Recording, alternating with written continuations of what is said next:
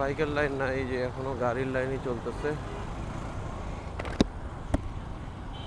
এই যে গাড়ির বিশাল লাইন, ওই একদম মহাখালী ফ্লাইওভারের গোড়া থেকে শুরু করে একদম গাড়ি হইলো পুরাটা। যারা গাড়ি চালাইতেছে তাদের ভালোই হ্যাসেল হইতেছে। মানে এই সিরিয়ালে লাইন দিয়ে দাঁড়ায়া থেকে প্রায় 3-4 ঘন্টা 5 ঘন্টা পরে একবার করে তেল নিতে পারতেছে। একটা ঝামেলা। রাস্তার লাইন ভালোই বড়। বাইকের এখনো স্টার্ট হয় নাই, দেখাও যাইতেছে না এখনো গাড়িরটাই চলতেছে, বাইক এখনো আসে নাই।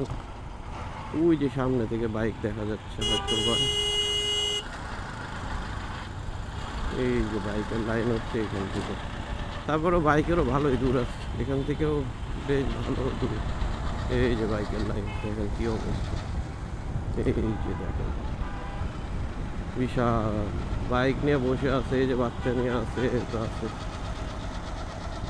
1-1.5 ঘন্টা তো লাগবেই। যে সিরিয়াল এভাবে বাইক রেখে দাঁড়ায় থেকে রোদের মধ্যে, বৃষ্টি হইলে বৃষ্টির মধ্যে, এক বাজে অবস্থা। তেল নাকি আছে, তেল যদি অ্যাভেলেবল থাকে তাহলে এখনো এই প্রবলেম কেন সলভ হচ্ছে না, কেন তেল দিচ্ছে না? নিউজে দেখলাম কতগুলা তেলের হচ্ছে আপনার ধরছে আর কি, যে মজুত করতেছে। দেখেন কত দূর এখনো লাইনে উঠতে বাইকের লাইন চলতেছে। এই এখানে এসে বাইকের সিরিয়াল, তারপরে